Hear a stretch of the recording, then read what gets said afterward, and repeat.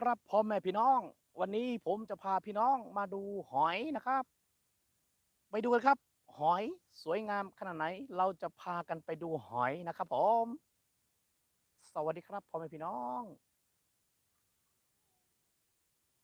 ลูกมาส่งข้าลูกมาส่งข้ามาส่งข้าก่อนนะลูกมาส่งข้ามาส่งข้า2 นิ้วลูก2 นิ้ว2 นิ้วไปลูกไปลูกลูก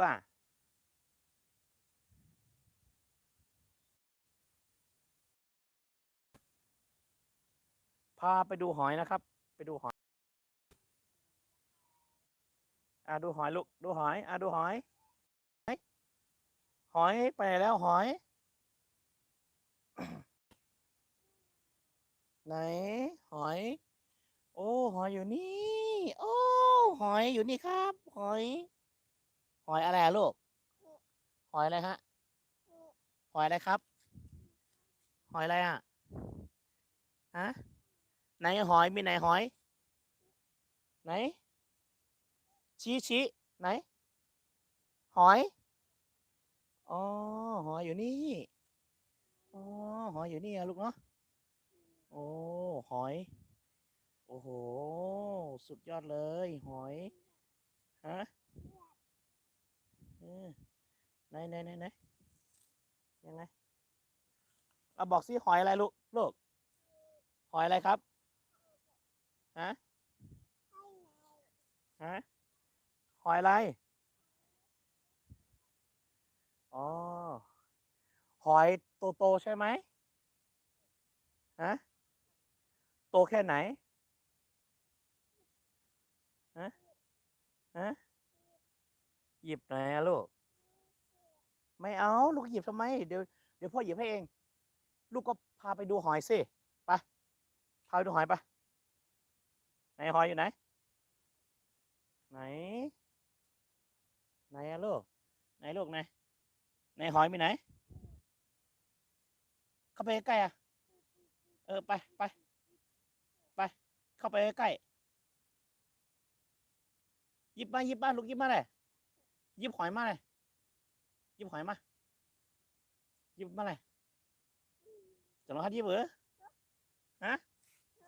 โกโกกะลูกโกหอยฮะฮะอ่าโกหอยกะ ลูกชื่ออะไรครับชื่ออะไรฮะชื่อสวยอ๋อคุณหนังไม่เหรอคุณหนังเหรอคุณหนังไม่เหรออ๋อตาไม่เหรอตาอ๋อซบไม่เหรอซบไม่เหรออ๋อปุ๋มไม่เหรอปุ๋มอ๋อปุ๋มหูไม่เหรอหูอ๋อคนโหไม่เหรอคนโหอ๋อโมโมไม่เหรอโมโมฮะอันนั้นกลลูกกล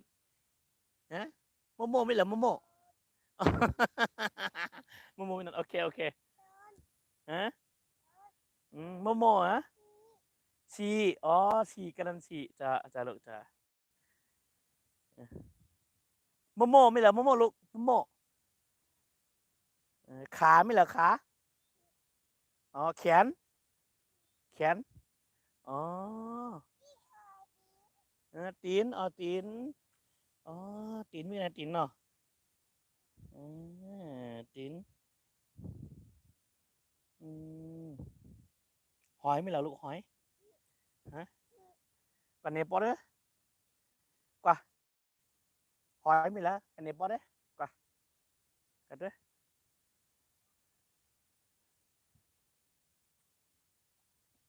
ไม่เหรอหอยไม่เหรอลูกโอ้โอ้เนี่ยลูก โอ้หอยโอ้ยหอยเหรอหอยหอยสวยหมอกไม่เหรอหมอกหมอกหมอกสวยอ๋อหมอกสวยไม่เหรอเนี่ยเด้หมอกสวยไม่เหรอลูกหมอกสวยไม่เหรอลูกไปเมื่อเฮือนอ่ะมาเมื่อเฮือนอ่ะมาเมื่อเฮือนเนาะ ไปป้าเมื่อไรเมื่อเฮือนนั่นนะค้ำน่ะลูกค้ำน่ะเนี่ยค้ำเอาหลวเมื่อลูกเขาหลวเมื่อน่ะ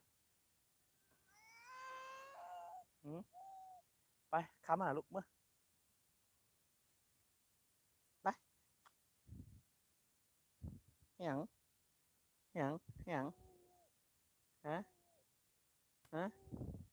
อะไรไม่มีอะไรอะไรอะไร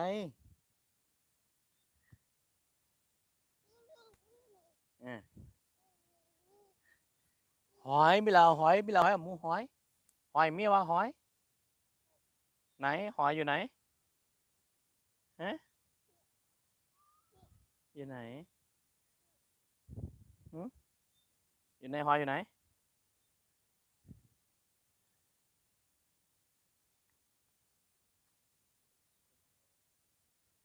อืมไม่เราลูกหอยยิบมาเลยลูกยิบมาเลยอืมอืมอืมยิบปะยิบปะยิบไปไปยิบ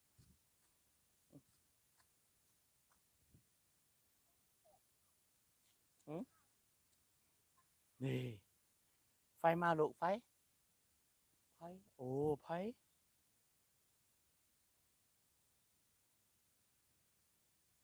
อากาศดีลูกเนาะอากาศดีโอ้โหอากาศดีมากเลยนะครับเนี่ยโอ้โหดูสิเอาแคปปีนเลยลูกแคปปีนโอ้แคปปีนลูกโอ้ไปเอาเลย